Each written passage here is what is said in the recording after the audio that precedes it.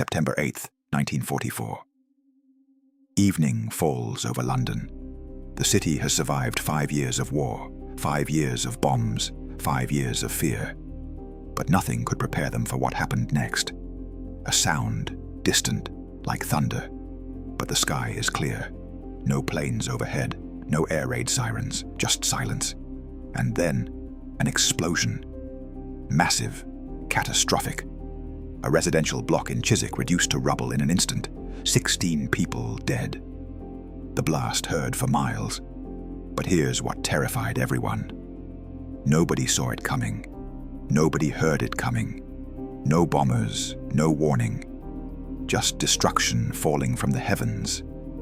The British government tried to cover it up, called it a gas main explosion. But they knew the truth. Something new had entered the war.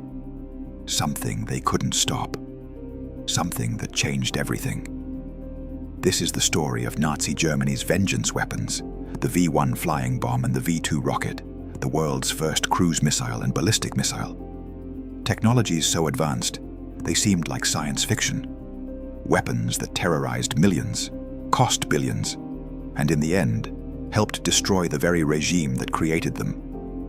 To understand these weapons, we need to go back. Back to 1943. The war is not going well for Germany. Not well at all. The Battle of Stalingrad is lost. Over 300,000 German soldiers dead or captured. The Eastern Front is collapsing. The Soviets are pushing west, and they're angry. In North Africa, Rommel has been defeated. The Afrika Korps is finished. Italy, Germany's main ally, is falling apart. Mussolini has been overthrown. The Italians are about to switch sides. And in the Atlantic, the U-boat campaign is failing. Allied convoys are getting through. The noose is tightening. But the worst is yet to come. The Allies are preparing something massive. Something that will crack open Fortress Europe. The invasion, D-Day. And German intelligence knows it's coming. They just don't know when or where. Hitler is desperate. The man who conquered most of Europe in 3 years is now watching his empire crumble. His generals are telling him the truth. The war is lost. They need to negotiate. They need peace. But Hitler refuses to listen. He believes in miracles. He believes in destiny. And most importantly, he believes in his secret weapons. For years, Hitler has been obsessed with Wunderwaffen, wonder weapons, technologies that would change the course of the war. He's convinced that German engineering superiority will save them, that one breakthrough, one invention, will turn everything around. It's not just hope, it's delusion, but it's a delusion that will consume enormous resources. Resources Germany can't afford to waste. The German war machine is running on fumes. Oil shortages, steel shortages, manpower shortages. They're scraping the bottom of the barrel, recruiting teenagers and old men, using horses instead of trucks. And yet, Hitler wants to pour money into experimental weapons. Weapons that haven't been proven, weapons that might not even work. But there are 2 projects that show promise. 2 weapons that actually function. And Hitler decides to bet everything on them. The Vergeltungswaffe, the vengeance weapons, V-1 and V-2. These aren't just weapons, they're symbols. Symbols of German scientific achievement, symbols of revenge for the Allied bombing campaign that has reduced German cities to ash, and symbols of Hitler's refusal to accept defeat. The question is, can these weapons actually change anything? Can they stop the invasion? Can they terrorize Britain into surrender? Or are they just expensive distractions? A dying regime's last desperate gasp. The story of the V weapons begins long before the war. It begins with dreamers, scientists and engineers who looked at the sky and imagined possibilities. In the 1920s and 30s, rocket science was fringe. Most military leaders dismissed it. Rockets were toys, fireworks, not serious weapons. But in Germany, a group of enthusiasts disagreed. They formed the Society for Space Travel. Their goal wasn't military. They wanted to reach space, to explore, to push the boundaries of what humans could achieve. Among them was a young man named Werner von Braun. Brilliant, ambitious, obsessed with rockets. But dreamers need funding. And in 1932, the German army noticed their work. The Treaty of Versailles had banned Germany from developing certain weapons, planes, tanks, artillery. But nobody thought to ban rockets, because nobody took rockets seriously. This was a loophole, and the German military exploited it. Von Braun was offered a deal: work for the army, get unlimited funding, build rockets, but not for space, for war. Von Braun accepted. He told himself it was just research, that he'd use military funding to pursue his real dream. But he was making a deal with the devil, and that deal would haunt him forever. By 1937, the work had moved to Peenemünde, a secret facility on the Baltic coast, remote, isolated, perfect for testing. Here, von Braun and his team worked on the A-series rockets. The A4 was the breakthrough, a liquid-fueled rocket that could carry a 1-ton warhead over 200 miles. Fast, accurate enough, revolutionary. When Hitler saw the A4, he wasn't impressed. Not at first. He had a dream about it, a bad dream. He saw the rocket failing, so he shelved the project. But after Stalingrad, after the disasters of 1943, Hitler changed his mind. He saw the footage again, the rocket climbing into the sky, breaking the sound barrier, reaching the edge of space. And he saw salvation. Hitler renamed the A4. It became the V2, Vengeance Weapon Number 2, and he ordered mass production, thousands of them. He wanted to rain them down on London, on Paris, on any city that dared oppose him. This weapon would terrorize the Allies into submission, or so he believed. But there was a problem. The V2 was complex. It required precision engineering, specialized parts, tons of liquid oxygen, ethanol, advanced gyroscopes. Every rocket cost as much as a fighter plane, and Germany was already stretched thin. They didn't have the resources for this. But Hitler didn't care. He wanted his vengeance. Production moved underground, literally. To avoid Allied bombing, the Nazis built massive tunnels in the Harz Mountains, a facility called Mittelbaudora, and they staffed it with slaves, concentration camp prisoners, forced laborers from occupied countries. People worked to death in those tunnels. No sunlight, barely any food, brutal conditions. The V2 program became a death factory, not just for the enemy, for the people building it. Engineers estimate that over 20,000 prisoners died making these rockets. More than the rockets themselves would kill. The weapon designed to bring death to the Allies was slaughtering Germany's own captives. But the V2 wasn't ready yet. It wouldn't be operational until September 1944. So Hitler needed something faster, something simpler. That's where the V1 came in. The V1 was different. It wasn't a rocket, it was a flying bomb. Essentially a pilotless plane packed with explosives. It used a pulse jet engine, simple, cheap, loud. The British would call it the doodlebug or buzz bomb because of the sound it made. A distinctive buzzing, like a motor scooter in the sky. The V1 was crude compared to the V2. It flew low and slow, about 400 miles per hour. It could be shot down by fighters or anti-aircraft guns, but it was easy to produce, and Germany could launch hundreds of them. The strategy was quantity over quality. Overwhelm the defenses, terrorize the population. Both weapons had the same goal: break British morale, force Churchill to divert resources, maybe even negotiate peace. Hitler believed that if he could make London uninhabitable, Britain would crack. After all, they were an island. They couldn't retreat. They couldn't evacuate. They had to endure. But Hitler was underestimating his enemy. He didn't understand the British, didn't understand what they'd already survived. The Blitz had killed over 40,000 civilians. London had burned, and they didn't surrender then. Why would they surrender now? Still, the Germans pressed forward, testing, refining, preparing. By June 1944, they were ready to unleash their vengeance. June 13th, 1944. 1 week after D-Day.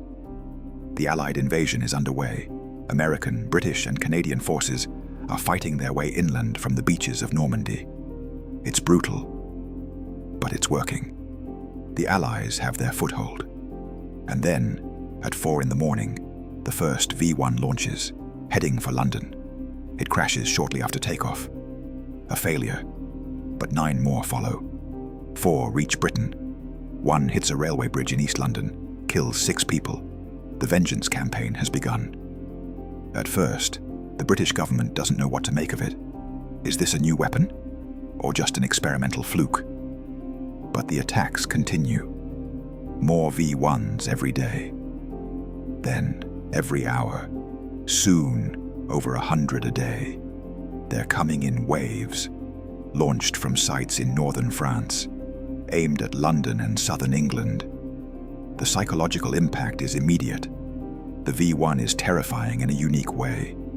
You can hear it coming, that distinctive buzz. People learn to recognize it. When you hear the buzz, you look up, you track it. And as long as the engine is running, you're safe. It's flying over you. But when the engine cuts out, when that sound stops, you have about 10 seconds. 10 seconds before it falls. 10 seconds to dive for cover. To pray you're not directly underneath. Imagine living like that. Every day. Every night. Hearing that sound. Knowing that at any moment, the engine might stop. That your home, your street, your family might be the target. There's no pattern. No way to predict where they'll land. Just random death falling from the sky. One survivor described it like this. The silence after the engine stops is the worst part. Everything goes quiet. You hold your breath. You wait. And then, the explosion. The ground shakes. Windows shatter. And you pray it wasn't someone you know. The British try to fight back. They position anti-aircraft guns along the coast, shoot down the V-1s before they reach the city. It works. They're destroying about half of them. Then they deploy fighter planes, Spitfires and Tempests, fast enough to catch the V-1s. Pilots would fly alongside and either shoot them down or tip their wings, flip them off course, send them crashing into empty fields. But many still get through. By the end of the summer, over 6,000 V-1s have been launched. About 2,400 reach their targets. They kill over 6,000 people, injure 18,000 more, destroy thousands of homes. Churchill is furious. He wants the launch sites destroyed. Bomber Command gets the order. They pound northern France, drop thousands of tons of bombs on suspected launch sites. But the Germans are clever. The V-1 launchers are mobile, small, easy to hide, hard to destroy.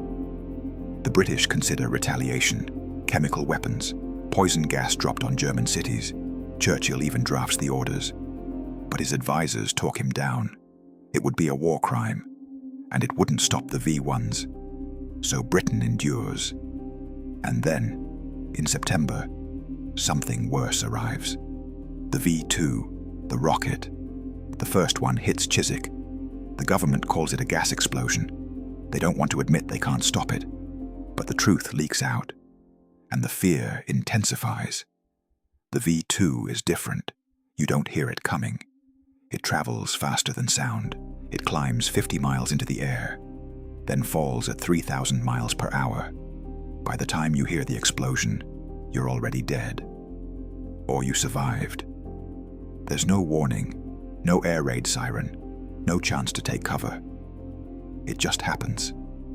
Over 1,300 V2s will hit Britain, most targeting London. Each one carries a ton of explosives. Each one is a lottery of death. You can't defend against it. You can't shoot it down. You can't outrun it. You just live your life and hope. The paranoia is crushing. People stop making plans. Why plan for tomorrow when a rocket might kill you today? Families sleep in different rooms. The logic being if a rocket hits, maybe some will survive. Communities fracture. Trust erodes. The fear is doing exactly what Hitler intended. Allied intelligence is desperate.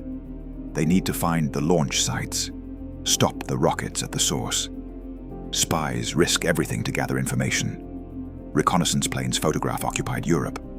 Analysts pore over every image, looking for anything. A truck, a suspicious clearing, a launch rail. They find some sites, bomb them. But the V2 is mobile too. The Germans use mobile launchers. Drive to a location, set up, launch, pack up and leave. All within an hour. By the time the bombers arrive, they're gone. Britain is taking a beating, but they're not breaking, not even close. Yes, people are scared. Yes, the attacks hurt. But Churchill's propaganda machine swings into action. They frame it as Hitler's desperation, his last gasp. They tell the British people that the Nazis wouldn't be resorting to this if they were winning. And they're right, because while London suffers, the war is being won elsewhere. The Soviets are steamrolling through Eastern Europe. The Americans and British are pushing through France. Germany is collapsing. The V-weapons are terrifying.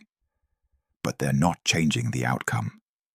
They're just making Germany's defeat more bitter. Let's talk about what these weapons actually cost. Not just in money, in everything. Because this is where Hitler's gamble reveals itself as catastrophic. The V2 program alone cost approximately 2 billion Reichsmarks. In today's money, that's tens of billions of dollars. More than the Manhattan Project. More than it cost America to develop the atomic bomb.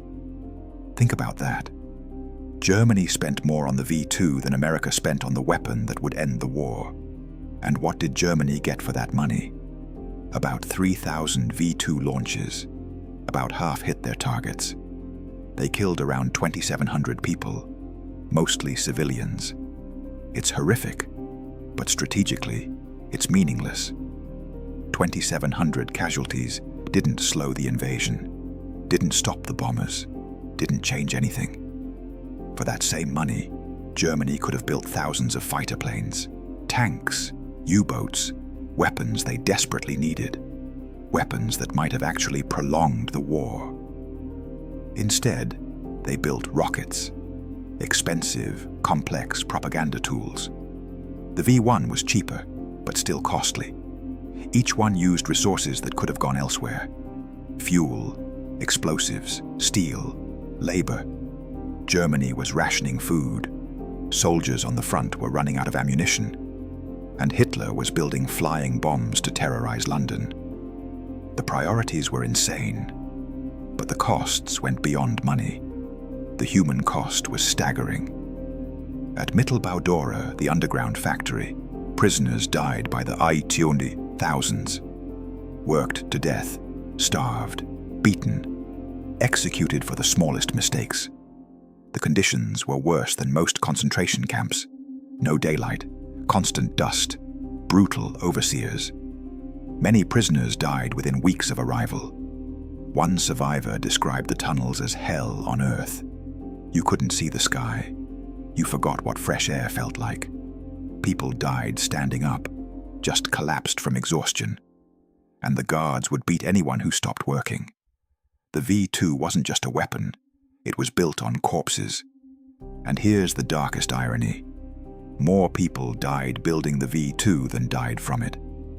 20,000 dead in the factories, 2,700 killed by the rockets. The weapon killed more of its makers than its targets.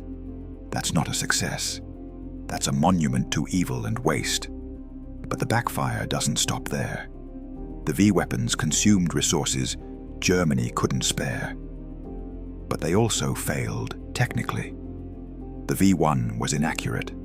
It was aimed at London, a massive target, but many fell short, crashed in the countryside, killed cows instead of people. Some were shot down, some malfunctioned. The success rate was maybe 30%. The V2 was more reliable, but still inaccurate. The guidance system was primitive. The rocket would land within a few miles of its target. Maybe. That's not precision, that's luck. And when you're targeting a city, a few miles matters. Many V2s hit empty areas, fields, parks, rivers, wasted. And there was another problem Hitler didn't anticipate. The Allies adapted. Fast. After the initial shock, Britain reorganized its defenses. They created a defensive belt, anti-aircraft guns along the coast, barrage balloons over the city, fighter patrols, early warning systems. They turned southern England into a shooting gallery. The V1 kill rate climbed to 80%. 4 out of 5 destroyed before reaching the city. For the V2, they couldn't shoot it down, but they could hunt the launchers. Allied intelligence identified the supply network, the trucks carrying liquid oxygen, the trains moving rockets, the storage depots, and they bombed them relentlessly. They made it harder and harder to launch. Each rocket required an elaborate setup, vulnerable, exposed. By late 1944, the Germans were losing launch sites. The Allies had liberated France. The V1 sites were overrun. No more launches from there. The Germans tried launching from occupied Holland, but the range was longer. Fewer made it. The attacks dwindled. The V2s continued until March 1945. But by then, Germany was in its death throes. The Soviets were in Berlin. The Americans had crossed the Rhine. The war was over. Everyone knew it, except Hitler. And here's the ultimate backfire. The V-weapons didn't terrorize Britain into surrender. They hardened British resolve.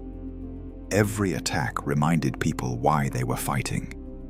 Every casualty made them more determined. Churchill used the attacks as propaganda. Look what the Nazis are doing. Look what monsters we're fighting. This is why we can't give up. The V-weapons were supposed to be vengeance, supposed to punish Britain for bombing German cities. But all they did was justify the Allied bombing campaign. After the V-weapons, nobody questioned the morality of bombing Germany. They had started it. They had targeted civilians. So the Allies finished it. Dresden, Hamburg, Cologne, reduced to ruins. And the world didn't shed a tear. Hitler's vengeance weapons created the justification for his own destruction. They didn't change the war. They just made Germany's defeat more complete, more brutal, more deserved. When the war ended, the Allies raced to capture German technology. And the prize everyone wanted was the V2. Not because it was effective, because it was revolutionary. The world's first ballistic missile. The blueprint for the future. American and Soviet forces both targeted Peenemünde. Both wanted the scientists, the engineers, the blueprints, the unfinished rockets. Werner von Braun saw the writing on the wall. He knew the Soviets would execute him. So he surrendered to the Americans, brought his team with him, brought documents, brought everything. The Americans made a deal. Come work for us, help us build rockets. And we'll forget about your past. Forget that you were a Nazi. Forget that you used slave labor. Forget the 20,000 dead at Mittelbau-Dora. Just build rockets for America. Von Braun accepted. He became an American hero, the father of the American space program.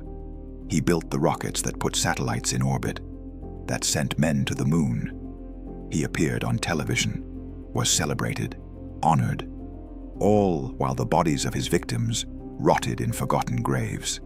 The Soviets captured their own German scientists, forced them to recreate the V-2, then used that technology to build their own missile program. The Cold War arms race was built on Nazi technology. The ICBMs that pointed at Moscow and Washington, the missiles that carried nuclear warheads, all descendants of the V-2. In a twisted way, Hitler's wonder weapon won. Not the war, but the future. The V-2 proved that ballistic missiles were possible, practical, terrifying. Every major power rushed to build their own. The missile age had begun, and it started in the tunnels of Nazi Germany. But the cost was incalculable. 60 million people died in World War II. The Holocaust killed 6 million Jews, millions more in camps and killing fields. Cities across Europe reduced to ash. And in the final months, while Germany collapsed, while people starved, while the Reich burned, Hitler poured his last resources into vengeance weapons. The V-1 and V-2 killed around 9,000 people combined, wounded tens of thousands more, destroyed countless homes. But they didn't change anything. Germany still lost, still surrendered unconditionally, still faced judgment at Nuremberg. The families of the victims got no justice. The workers who died in the tunnels were forgotten. The engineers who built the weapons got new lives in America and Russia. The generals who ordered the attacks died or disappeared, and the weapon itself became a symbol, not of German ingenuity, but of how a desperate, evil regime will sacrifice everything for revenge. There's a photograph from April 1945. It shows a V-2 rocket, standing upright, ready to launch. But the launch never happened, because the Allies overran the site. The war ended, and the rocket just stood there, a monument to futility. That image captures everything about the V-weapons program. All that engineering, all that effort, all that cost, for nothing. The weapon was ready, but the war was lost. The outcome was decided, and no amount of vengeance could change it. Hitler believed in miracles, believed that one weapon, one breakthrough, could turn the tide. But wars aren't won by weapons alone. They're won by strategy, by resources, by the will of the people, by fighting for something worth defending. Germany had none of that by 1944. They had tyranny, they had genocide, they had a madman leading them to destruction. The V-weapons couldn't save them, because nothing could save them. They had chosen evil, and evil was eating itself from within. But the legacy lived on. The technology spread, the knowledge persisted, and within a decade, both superpowers had missiles pointing at each other. The same technology that failed to save Nazi Germany now threatened to destroy the entire world. The V-2 had gone from vengeance weapon to doomsday weapon. Werner von Braun once said he just wanted to reach the stars, that the weapons were a means to an end, a necessary compromise. But 20,000 people died for his dream. 20,000 slaves worked to death so he could build rockets. And he got his dream. He reached the stars. But at what cost? That's the legacy of the V-weapons. Not victory, not even meaningful impact. Just cost, human cost, moral cost. The cost of a regime so desperate, so evil, that it would burn everything to feel powerful one last time. In the end, the secret weapon that terrified the Allies didn't defeat them. It didn't even slow them down. It just showed the world what desperation looks like. What happens when you choose vengeance over wisdom, fear over strategy, pride over survival. The V-1 and V-2 were technological marvels, no question. They changed warfare forever. But they didn't change World War II. They were expensive fireworks launched by a dying empire, a final scream of rage before the silence. And perhaps that's the real lesson. The most advanced weapon in the world means nothing if you're fighting for the wrong cause. Technology can't save you from your own evil, can't rescue you from your own mistakes. The Nazis learned that the hard way. Their secret weapon terrified the world for a moment, but in the end, it just terrified themselves.